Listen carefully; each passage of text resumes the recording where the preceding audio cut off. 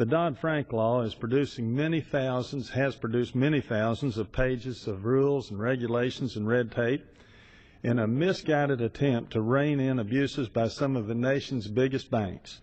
However, as is the case with most federal regulations, this law ended up hurting the smallest banks in this nation and thus helping the big banks to get even bigger. Listen to these words from a columnist from the Washington Times.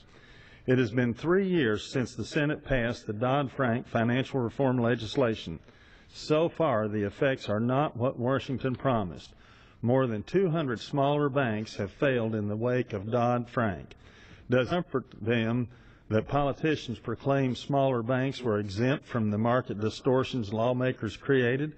Since community banks are being forced to stay below the asset threshold forced on them by Dodd-Frank, they are lending less and making less. This further strains banks and limits job growth. We have learned once again that whenever Washington announces new regulations, hold on to your wallet.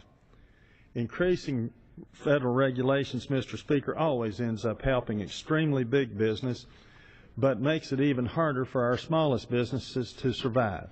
We have this big government, big business duopoly in this nation, and I hope those who continue to vote for bigger and bigger government realize that all they're really helping are the extremely big giants in any industry.